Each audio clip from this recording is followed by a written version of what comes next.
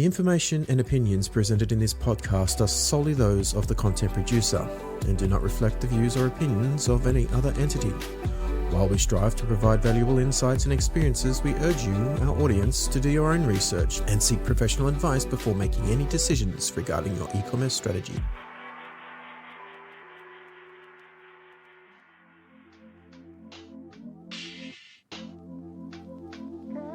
Okay, so welcome back to another episode of the Digital Discovery Podcast. Today we're going to be touching on Black Friday. It's looming large and just around the corner. Christmas is going to be here before we know it. So I just wanted to touch on the 10 most important things to any successful campaign, coming from experience and doing many Black Friday events. In fact, in my previous life, we had one of the biggest Black Friday events ever. It was absolutely phenomenal. At the same time, we learned a serious lesson, and I want to share that with you today. But before we do that, I just wanted to say thank you for everybody for the comments of my first solo podcast, which was number 6. I was a little nervous, but overall, I thought it was a pretty good podcast. You look back after doing these things and you know, as I get better at doing this, I am forever grateful for those people who are coming back and listening to the podcast. All right, so tip number 1, inventory and supply chain management. Now, this is the most important of them all. If you don't have it, you can't sell it unless you're doing drop ship and you've got that stock allocated to you. I would say that you want to make sure that you're having a good look at your inventory and you don't want any nasty surprises. Okay. You would be surprised how many things in the past I've seen go on sale. The retailer's just out of stock and they've just continue taking orders because they can't take it off their website. Right. So I would say it's not just about the quantity of the stock that you have, but also the quality of the stock. I've experienced again in the past where there's plenty of items on the shelf, but 5 out of the 6 or 7 items are really poor quality, whether it's, damaged boxes or whatever. So I would say your core items, you just want to get your warehouse managers and things to run their eyes over the stock that is going on the Black Friday sales and make sure when they leave your warehouse, they're going to be in good condition, because the last thing you want is customers to be upset because the present that they've bought for Auntie Pam is no good. The box is damaged, all right? So make sure it's a simple thing. And this is why I'm a big advocate of e-commerce always being close to the warehouse, okay? If your e-commerce operations is away from your warehouse, you're in a huge disadvantage, okay? I don't care what you say. I've been in business for a long time. You've got to be where your stock is if you're in e-commerce, because there's nothing better than just walking down and seeing the fruits of your labor where you put on a great event and you're just seeing more and more people coming in, packing, shipping orders. It just lifts the team. But it also simple things like making sure that your stock is in a good quality as it's going out. If you don't have those QA processes in place from a warehousing perspective, then just go out and have a look. All right. Anyway, I think regular communication with your suppliers, and that's really important, and your buying team to make sure that there's no last minute changes, because that's usually what hurts, because you'll build up a lot of demand on a particular or hype around the mystique of what's going on sale. All right. It could be category level, but then all of a sudden you're out of stock, or they're out of stock, or there's something and you've got nothing to replace it with.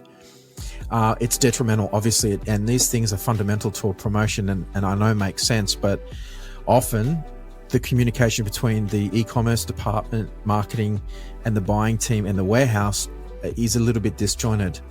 And sometimes the stock doesn't arrive in time, and it's 2 weeks away, but they still want to go ahead with the promotion, which is fine. You just got to make sure that gets communicated with the customer when they're purchasing. Otherwise, you're going to end up with a flood of inquiries. Now, moving on is number 2 is optimizing the site for surges in traffic. Now, you don't have to worry too much. I think if you've got a Shopify, BigCommerce, or a hosted solution that you're utilizing for your e-commerce, and you're only expecting maybe a slight increase in traffic. But if you've got some pretty hot deals out there and you've got loss leaders, I would still send an email, get it in writing to say, guys, we're going to have a big event. Have we got everything sorted? Is our website going to handle it? And just make sure you've got it all all your base is covered. Okay, you'd be surprised. People have said to me, "Oh, but I'm on Shopify. It doesn't really matter." No, it does. Make sure that you just email them. Ask about the load testing. Say, "Hey guys, have we done any load testing this year?" Don't assume because last year you were okay that this year is going to be okay as well. You would have had a heap of releases since then. There'd be more features. You want to make sure that you've got a ticked box from that IT department to say, yes, we've load tested it. We can get to 20,000, 30,000 concurrent users, no problems. Whatever the number might be, just pick a number. Whatever your benchmark is, plus, and then say, okay, well, great. Thanks very much, and tick that box. But just make sure you do. You can't just assume. So if you need, I'm more than happy to help. In fact, I know some brilliant minds when it comes to scalability. I understand the nuances around how to make a website scale, but more importantly, I've got the contacts to be able to help you guys out there in retail land. So tip number 3, moving on. So the marketing promotion strategies. All right. So make your deals like irresistible, and sort of unforgettable. I would say show them early, but don't drop them early would be my tip. Early insights are really, really good, but if you drop them early, your promotions can run out of steam real quickly and you become sort of irrelevant during the last periods of the event. Now, there is always an uptick in conversions towards the end of a promotion because those products that have a longer purchasing consideration phase. So there's discovery, consideration, conversion. That's the way I like to, there's millions of ways you can look at the funnel, but that's the way I kind of look at it. That consideration phase, if I'm buying a set of, for example, $2,000 speakers for my podcast studio, then I'm going to take a little bit more time. And if I can't listen to them, then just going out and buying them because they're on a product price point. Okay. So that uptick you get towards the end is really important. Now, if your competition is dropping more promotions during that time, or they're doing it they've organized their promotions better, what you'll find that you will start to lose traffic and you won't get a stronger uptick. And basically people just get lost loosies, as I tend to refer to them as. They'll bounce off your site, they'll go somewhere else and they get lost in their promotions. They end up not buying anything and then you lose the sale. Okay. So it's really, really important to keep people engaged.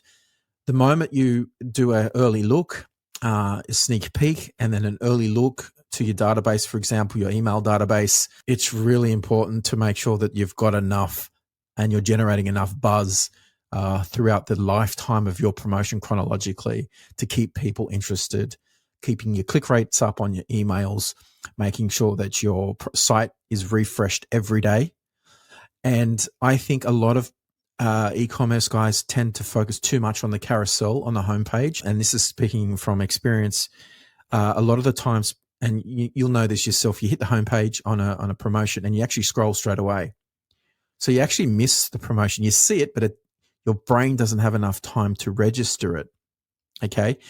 If you have a look at your attention mapping and your scroll mapping on something like Hotjar or Optimizely, if you're 10 or 11 promotions into a carousel, no one's going to sit there and wait for a thing to spin. Now, it's not helpful, okay, especially on a mobile. People need to know that they can swipe on a mobile very, very quickly, or they can click on a desktop and go through the promotions quickly. All right. But it's overstated. Now, if you look at sites like Argos in the UK, Walmart in the US, AO.com UK, a lot of these sites tend to stack their promotions and take up the whole homepage, which is fine. But that leads me to my next topic, number 4, which is optimization on mobile devices. And for my audience out there that's listening, and I know you guys get frustrated with this, but the scaling of these promotions that are meant and have been designed for desktop that don't take into consideration mobile phones is so frustrating because you can't even read them. And all you end up seeing is all of this big red stuff and some little writing and a small image, and you can't read the terms and conditions. You can't see the product properly. You really can't even see the creative properly. My tip is make sure the landing page that you're building is built mobile first. So it's got to be responsive. It's got to be fast. It's got to be scrollable, tappable, swipeable. It's got to be all of these elements. Okay. That's super important for the success of your promotion. And do not underestimate. Now, I would say you can use something like Google Lighthouse and have a look at your optimization scores, but there's nothing better than users. Okay. Get a bunch of people together from another team in your business and that haven't seen the promotion before, and get them to jump onto a pre-release site and get them to critique it, right? And look at your recordings, your session recordings, and have a look and see whether there might be some click rage going on. There might be some boredom, scrolling really quickly across your promotions. They're not really seeing anything that's engaging. Use that information, use that data, and try and improve the way your promotions interact with that person. I would also too say you probably don't have enough time, but your checkout process on mobile and your payment process on mobile needs to be looked at. And I would say don't go too crazy about it. I would say it's the mum test for me. I would always say give it to mum. If she can check out on it, then you're fine. Okay. If not, have a look at those little issues that she might be experiencing. And it could be very, very simple things. And I would say look for simple tweaks. And an easy one for me is your payment processor. Okay. Now, if you don't have a simple drop down with the month number and the month, I would say change that straight away.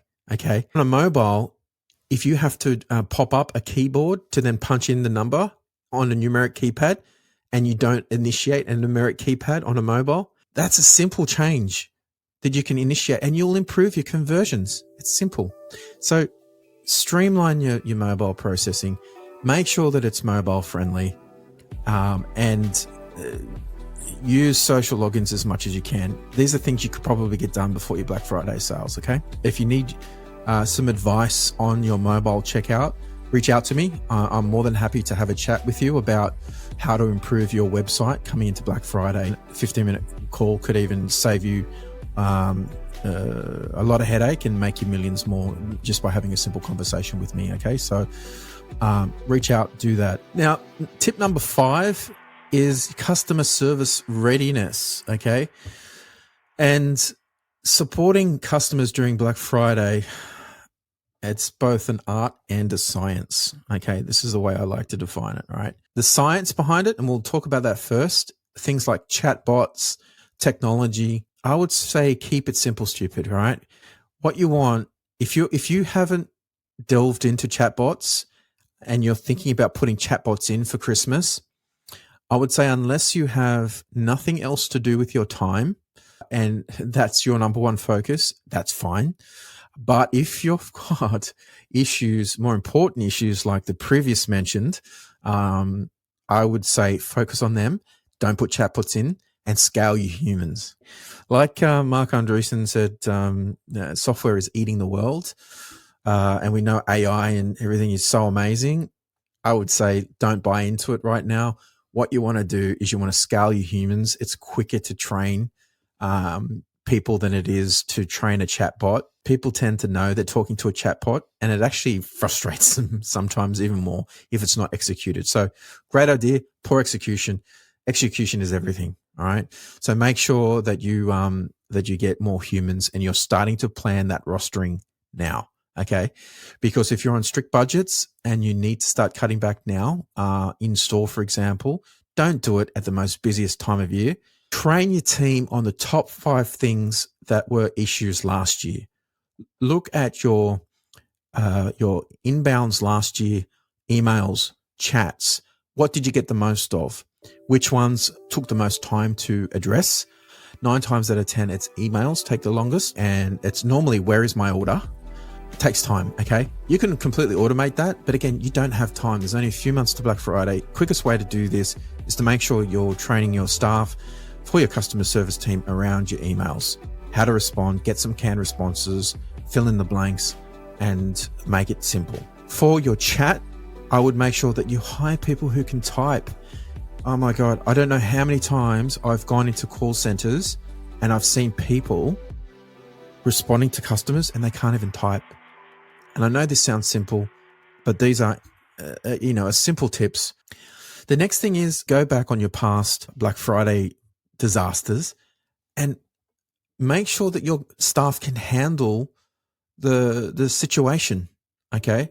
A lot of the times these situations can be highly stressful. If you've got people in there that are going to turn to water every time someone yells at them or whatever, and I know for businesses that are just starting out, it could be mum and dad handling chats and so on, and then trying to hire some friends, prepare them. Just say, hey, like last year we had a bit of a stuff up, whatever, and we had some upset customers. This is what we encountered. Just be prepared for it. Okay. Don't throw them in the deep end straight away without any heads up. And I've seen it. And then they walk out, and next minute you've got no one handling chats, or you've got no one handling emails, and you're up proverbial creek without a paddle. Okay, so moving on to a seamless checkout experience. Now, abandoned carts in my previous life, a lot of the times what I found happen was people were trying to gamify the abandoned cart emails. Okay, what they were trying to do was put items into the cart at a lower than usual price, and then wait for a free delivery coupon or a promotion or whatever. And the way I addressed that was, you make it clear the promotional price that's shown on that email for the abandoned cart can't be used in conjunction with any other offer. And that helps you close the sale. Now, that boosts conversions massively because people aren't going to sit and wait. That's the best way I found to close the sale. The other thing is making sure you're doing your best around the abandoned cart emails. Now, we spoke to Matt from Brilliance. Now, I would say I highly recommend you reach out to him or your provider for recommendations, and just go through it and make sure the timing is right. And by that, I mean, you would be surprised how many abandoned cart emails you get. The first one, okay, that goes in the trash. But the second one doesn't come for like a week after, and your promotion's finished. Okay. A lot of the times you have to change the timing on your promotions and your abandoned cart emails to drop in line with when your promotions are going to end. All right.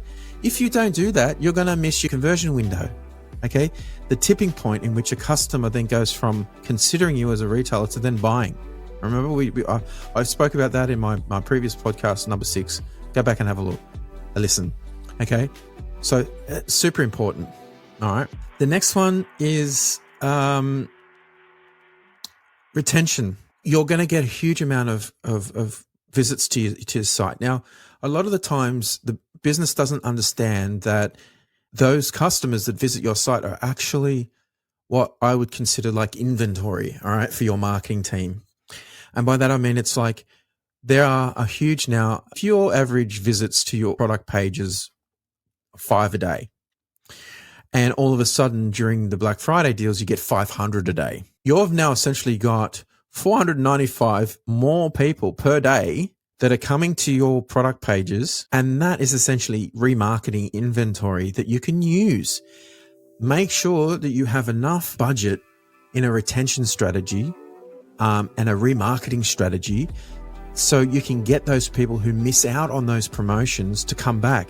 Make sure you have a strategy, a post-sale strategy to the lead up to Christmas to make sure that you can capitalize on that initial wave of traffic. If you go in to your weekend, your next week, I should say, after the weekend of Black Friday, you're going out with something so lame, you're going to miss the opportunity that all of that pre-spent marketing dollars has to offer. Okay. Those customers are still primed. They're still prepped. They still want to buy from you. Have a look at the data during the Black Friday. Look at it and say, okay, what sold, what didn't sell. Then also have a look at what sold and how much you've got left of that and potentially who missed out. So for example, if you've got an item that was out of stock during Black Friday, but you know is going to drop before Christmas, put it back on sale would be my advice. I know it makes sense, but if you miss that opportunity, they're just going to go somewhere else. Say to those people who were coming to a particular product that missed out, if you've missed out, don't worry. We're going to have more coming in the next few weeks, so stay tuned. It's really that simple. Now, a lot of times it's simpler said than done, but if you're able to do that, that is absolutely what you want to be able to do. So have it prepped, have it ready. If you know you've got pick a TV that's a super offer. It's never before seen price, but you've got one that's $100 more and you've got a heap of stock coming in the following week. Well, then put that up in lights and say, hey guys, you missed out on this, but by the way, did you know we got this and we're going to offer you free delivery, or we're going to offer you some carrot that's going to get you to come back to the site. Now, moving on to number 8. Now, I mentioned this kind of already, but your UX, your user experience, if you haven't done a SWOT analysis on your user experience, then do one and do it now. Okay. Because first impressions, they matter. It's huge. If you don't make a good first impression, especially when your traffic is booming, you're potentially burning bridges with those customers. And remember, with e-commerce, you're only one click away from your competitor. Okay. One click. So if I'm shopping on Harvey Norman, I'm one click from JB. All right. That's the way you've got to look at it. That's the context that we've got to look at. So make sure you do that user testing. Make sure that you, as I said at the start, make sure your promotions resonate well. Simplifies things down to the lowest common denominator. And I think Elon Musk says the sign of a bad engineer is an engineer that optimized something that shouldn't exist. This is the exact approach I take. And the simpler you make things, if it's a leap step in the experience, it's going to seem like it's just happening. It's just amazing, right? That's what you want to aim for, because everybody tends to follow the Amazons of the world, or when it comes to range and checkout and recommendations. And yes, they're amazing, but it's not always your target audience, and your core should be your core focus. If you have any questions and you want to reach out to me, feel free. I can give you a hand when it comes to the user experience. Tip number 9 is collaborating with partners. Okay. And by that, I mean, talk to your suppliers, make sure that all of your links for the products that you're intending to sell land in the right place. You'll be surprised when you go to a retailer's website, a manufacturer's website, and it says click here to buy or to find a retailer in your area, and it doesn't work. And last of all, tip number 10 is the post-Friday analysis. And off the last one is exactly what I was just mentioning, number 9. But number 10, you got to make sure that you look at your data from last year. In particular, what happened at the end of the promotion? How long did you sustain your additional traffic for? How long could you add a promotion for at the end of your sales event to keep people interested? Have a look at your return to conversion numbers. Analytics will show you how many people return to a convert or revisit. Okay. And if your revisit number is really high but your conversion number is really low, it means you're not refreshing your site enough. You need to have more new promotions happening every day, because they're coming back and they want to see something new. But if your return conversions is really high, you want to reduce the amount of times you change your site, because there's nothing more frustrating than coming back to a website to buy something and the particular retailer has run out of session storage, so your cart's been cleared, and you have to start again. All right, they don't have an abandoned cart email or whatever, and it's just super frustrating. Okay, so what you want to do is you want to kind of keep things as simple as possible and keep them as relevant as possible by reducing the amount of changes you make during a promotional period. So if it's 2-3 weeks, okay, analytics should update within a few hours of these events. So make sure you look at those return to conversion numbers and have a look at your post Friday from last year and try and make things as relevant as possible during your promotion period. All right, so that's enough from me. I think that's the 10 top tips for Black Friday. Such a treasure trove of insights in there. Black Friday, it can be an absolute goldmine with the right preparation. I'd like to thank again everybody who's been listening over the course of the last month or so this podcast has been running. And I wish all of you guys a lucrative Black Friday. Until next time, bye for now.